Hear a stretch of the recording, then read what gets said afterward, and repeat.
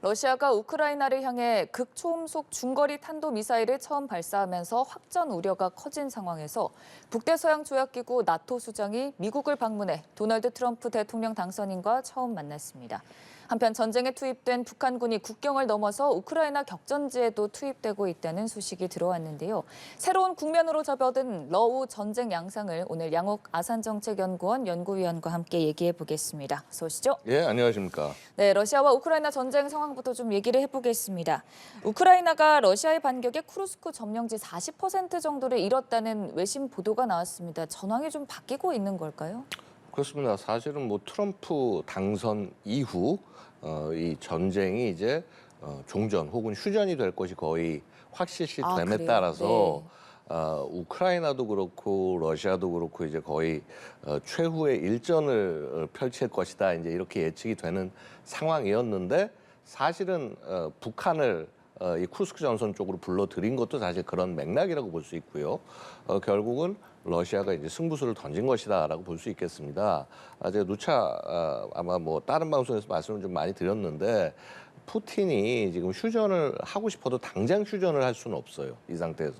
왜냐하면 이 쿠르스크를 탈환하지 않으면 소위 그 러시아의 영토를 확장해 온 러시아를 지켜온 지도자로서의 푸틴의 위상 자체가 떨어질 수 있습니다. 즉, 이 전쟁이 결국은 우크라이나 영토를 어느 정도 확보를 하면서 승리한다고 하더라도 네. 쿠르스크 지역, 사실 뺏긴 지역이 이렇게 넓은 지역은 아닌데 그 일부라도 뺏긴 상태로 끝났을 경우에 이 전쟁의 성과가 크게 이렇게 그 퇴색될 수 있다는 것이죠. 그래서 그런 부분 때문에 러시아 입장에서는 쿠르스크는 휴전이든 종전이든 그 이전에 반드시 탈환해야만 할 그럴 지점이고 그렇기 때문에 저렇게 무리하게 북한군을 이렇게 군복까지 입히면서 자국군 군복까지 입혀가면서 편입시켜서 이 전쟁에 나서고 있는 것이다 이렇게 봐야 될 것입니다. 결국 뭐 이 쿠르스크 전선에서 성과를 어느 정도 얻고 난 다음이라면요, 그러한 자신감의 바탕에서 병력을 추가해서 나머지 지역에서도 더 전쟁을 계속 확대해 나갈 전선에 이런 데에 대한 노력을 확대해 나갈 가능성이 높고요. 사실 이 맥락이 기본적으로 올해 연말까지 한 150만 명의 현역병을 모으겠다. 현재 러시아군 전체 현역 수가 120만 명입니다. 네. 근데 거기 30만 명을 지금 연말까지 추가하겠다라고 얘기를 하고 있고요. 결국 이건 뭐냐면 아마 추가되는 30만은 거의 그대로 우크라이나 전쟁에 투입될 가능성이 상당히 높다라고 볼 수가 있을 겁니다.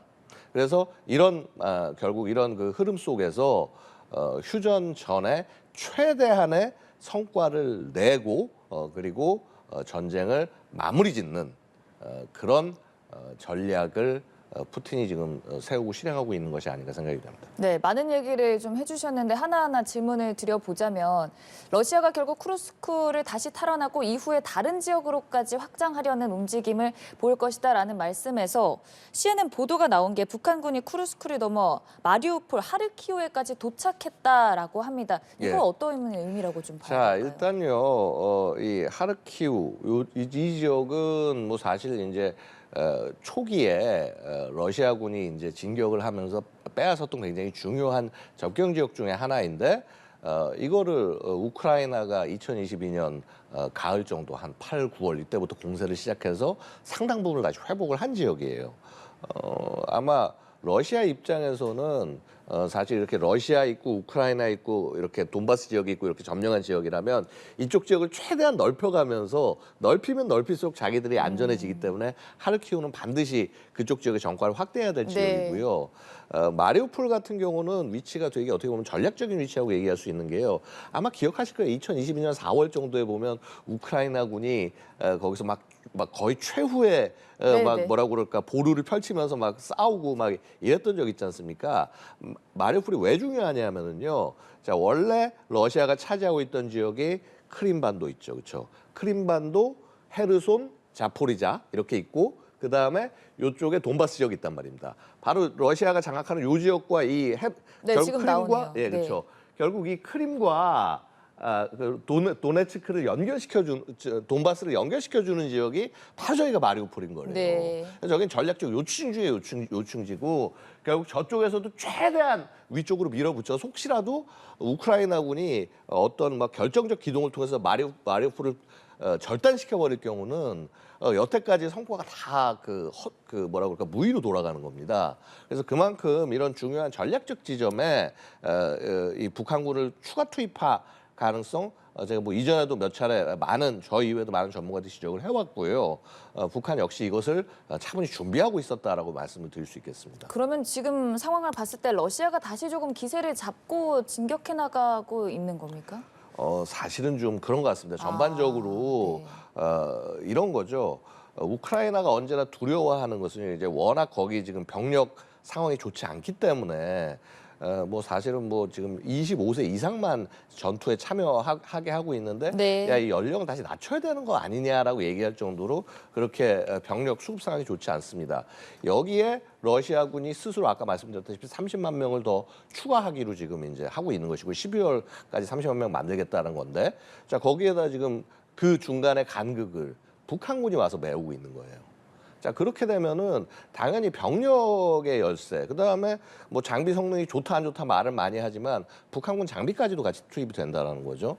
그러면은 기존에 뭐 서구 무기 체계를 우크라이나군이 받았다고 하지만은 여기도 계속적으로 전쟁하다 보면 소모되고 뭐 고장나고 뭐 파괴되고 이런 것들이 반복되면 이것도 계속 채워 넣어줘야 되는데 자 그런 것들이 그러니까 전쟁을 소위 지속할 수 있는 이런 능력들에 있어서. 뭐 우크라이나가 완전 부족하다라고 얘기할 수 없지만 러시아에 비해서 훨씬 더 열세인 상황인데 거기에 북한까지 같이 들어오니까 네. 이런 열세는 훨씬 더 커지는 거죠. 거기에다가 지금 뭐 바이든 정부 얼마 남지 않았고 우크라이나에 대한 지원도 이제 몇 개월 후면 그러니까 1월 내년 1월 20일에 트럼프가 취임하고 난 이후면은 과연 이 지원이 어떻게 될지 모르는 상황인 거예요. 자, 그래서 전반적으로 지금 우크라이나가 이전과 같이 기세등등한 모습을 보이기는 어려운 상황이다라고 말씀드릴 수 있습니다. 네. 근데 또 이런 상황에서 말씀을 들어보면 러시아는 30만 명의 인력을 더 확충하려는 모습입니다. 그럼 여기에 또다시 북한군이나 외국인 군인들이 파병될 가능성도 있는 건가요? 충분히 가능하다고 봐요. 왜냐하면 이게 지금 병력을 뭐 추가로 모집한다라고 하는데요. 이게 생각처럼 그렇게 쉽지가 않습니다. 왜냐하면 결국은 대도시라든가 이런데 뭐 예를 들어서 뭐 모스크바나 뭐 상트페테르부르크나 만약 이런 데서 이제 소위 이 민구 밀집지에서 젊은이들 너무 많이 끌어들일 경우는 푸틴의 뭐라고 그럴까 이 지지율 자체가 떨어질 수도 있고요. 결국 그러다 보니까 막 사이베리아나 막 이런 거의 막 그 외곽에 있고 시골에 있고 막 이런 젊은이들을 주로 많이 징집 대상으로 삼고 하고 있는데 그게 결국 그 숫자를 채우기 쉽지 않기 때문에 결국은 이렇게 용병들을 계속 활용을 하고 있고요. 그래서 몽골계 용병들 그다음에 뭐 인도, 네. 그다음에 뭐 중국은 이렇게 인원이 많지 않습니다만은 어쨌거나 이런 많은 용병들이 그래도 현재 좀 투입이 되고 있고 사실은 용병도 충분하지 않습니다. 숫자를 채우기. 결국 가장 숫자 채우기 좋은 대상이 북한이 되는 것이죠. 그래서 한때 뭐 우크라이나 측에서 그런 정보도 나왔었습니다. 북한군이 최대 8만 8천 명까지 파병할 수 있다.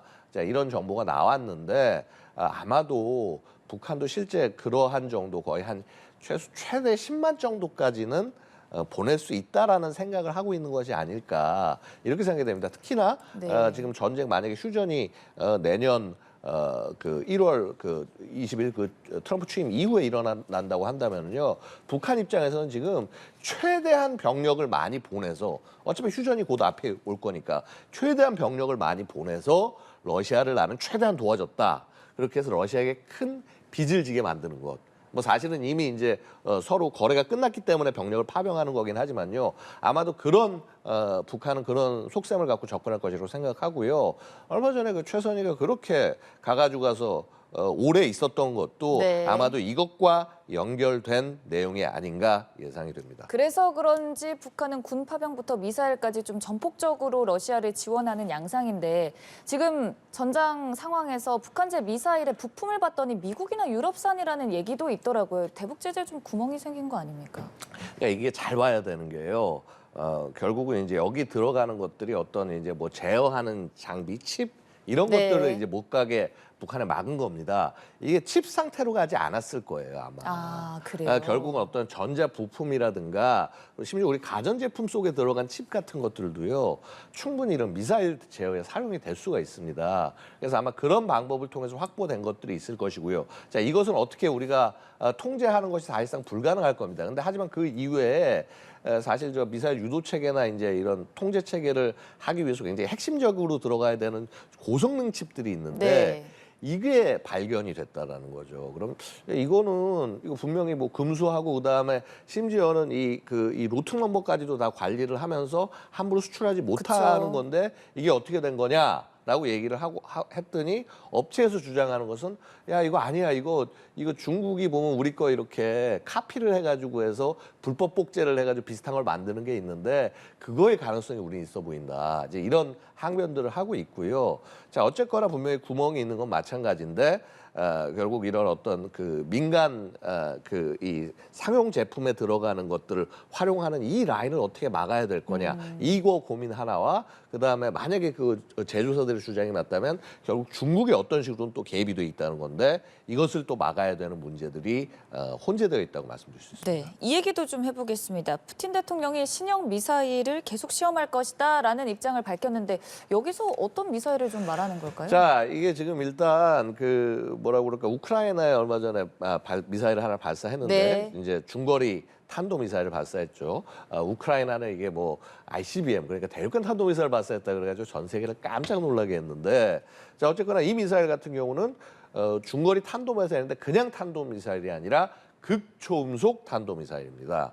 그래서 극초음속이라고 하는 것은 마하 5 이상의 속도로 비행하는 네. 것을 극초음속이라고 얘기를 하는데 우리가 극초음속 탄도 미사일이라고 평가하려면은 한 마하 5보다 훨씬 더 속력이 더 나와야 될 겁니다. 한 거의 뭐 한 중간 활강하는 약간 이게 원래 극초음속 미사일이 살짝 비행 비슷하게 유도되는 그런 네. 단계가 있어요. 그때 거의 최소 마하 5 이상, 최대 마하 10까지 나와야 된다는 네. 거죠. 자 어쨌거나 이건 굉장히 요격하기 그러니까 미사일 요격체를 요격하기 굉장히 어려운 그런 미사일이고요. 사실은 이거가 단순히 그냥 미사일 쐈다 허허하고 웃고 지나갈 일이 아니라 이게 굉장히 사실 심각한 얘기를 하고 있는 거예요. 왜냐하면은 보통 중거리 탄도 미사일 정도가 되지 않습니까? 그럼 저기에는 기본적으로 원래 핵탄두를 탑재하는 겁니다. 그럼 사실 뭐 이 러시아 우크라이나에 대한 공격을 러시아가 하는데 저 정도 중거리 미사일 필요가 없어요. 단거리면 충분히 다 공격할 수 있습니다. 그런데 굳이 중거리를 쐈다. 굳이 핵탄두만 들어가 쏠 수 있는 중거리 미사일을 쐈다. 이거 우크라이나에 대한 경고도 물론 있습니다. 다음번에는 여기에 재래식 탄두가 아니라 핵탄두가 들어갈 거고, 그다음에 이거 드니프르 시를 향해서 쐈는데 정확히 시가지에 맞은 것이 아니라 외곽 쪽에 맞아서 거의 피해가 없었던 것처럼 얘기를 해요. 그래서 네. 다음번에는 핵으로 직접 대도시를 때릴 수 있다는 메시지를 하나 보낸 거고요. 자, 그다음에 중거리 미사일이기 때문에 이 미사일의 기본적인 용도는요. 유럽에 있는 다른 국가들 나토 회원국들을 공격하는 겁니다. 그래서 이거는 뭐 우리는 충분히 베를린, 파리, 런던 다 때릴 수 있다. 그래서 지금은 이게 우크라이나 날아왔지만 너희들이 지원을 계속한다면 다음번에는 너희한테 날아갈 것이다라고 하는 굉장히 강력한 그러네요. 메시지를 보낸 거예요. 근데 이제 이게 왜 이런 메시지가 나왔는지 맥락을 좀 보면 뭐냐면요. 지금 영국하고 프랑스가 스톰 섀도우라는 미사일을 줬단 말이에요. 네. 항공기에서 미사일을 줬는데 이게 뭐 수출용은 250km라고 알려져 있지만은 러시아가 의심하는 건 이겁니다. 저거 분명히 무슨 수출용을 줬냐 아니다. 영국군하고 프랑스군이 쓰던 거 줬는데 영국군과 프랑스군이 쓰는 거는 자국군용은 사거리가 550km예요. 그럼 쿠르스크에서 모스크바까지 충분히 날아갑니다. 쿠르스크 그쪽 지역에서 모스크바까지 500여 킬로미터 정도 되거든요. 네. 그래서 이것을 써서 모스크바를 공격하면 너희 가만히 안 있겠다라는 그런 메시지를 던진 겁니다. 나토에게도 좀 의미가 있는 메시지인 것 같은데 사실 계속 지리멸렬하게 전쟁이 이어지고 있는 상황에서 젤렌스키 대통령이 그동안은 따지자면은 전쟁을 계속 이어나가겠다라는 쪽이었던 것 같은데 내년이면 전쟁을 끝날 수 있다라는 발언을 했습니다. 이게 어찌 보면 이제 트럼프 시대가 도래하면서 국제 정세가 좀 변화하는 것에 따라 메시지를 다르게 낸 것 아니냐는 해석도 있거든요. 어떤 의미로 좀 받아들이면 될까요? 현실은 받아들여야죠. 젤렌스키도. 이제 기본적으로 원래 이제 그 우크라이나 관련된 트럼프의 발언은 너무 많이 쓰고 있다였어요. 처음에는. 네. 그러니까 줘야 될 것보다 너무 많이 쓰고 있다는데 이제는 아예 메시지가 바뀌어서 그냥 당장 끝내겠다라고 계속 그쵸. 바뀌어왔고요. 저게 아무리 뭐 트럼프라고 하더라도 취임 후 24시간 내에 전쟁 중단시키는 건 쉽지 않을 거예요. 하지만은 그럼에도 불구하고 가장 확실한 것은 트럼프는 이 전쟁을 최대한 빨리 끝낼 거다. 네. 그다음에 사실 미국이 이걸 끝내는 거 딴 거 없습니다. 돈 안 주면 끝나요. 그러니까 여태까지 그 수많은 국방 예산 이런 거 지원이 끊어지면 끝나는 겁니다. 예를 들어서 지금 우리가 늘상 얘기하지만은 그 일론 머스크의 스타링크가 이 전쟁을 수행하고 우크라이나를 지키는 데 굉장히 크게 기여했다고 얘기하는데요. 예를 들어서 머스크가 스타링크 서비스 제공을 중단하면 전쟁 끝납니다. 예, 그렇게 되기 때문에 사실은 이 어떻게 보면 미국을 등에 업고 그동안 해온 전쟁이 쉽지 않을 거라는 걸 제렌스키 측도 파악하고 있는 것이고요. 특히나 그 리차드 그레넬 전 독일 대사를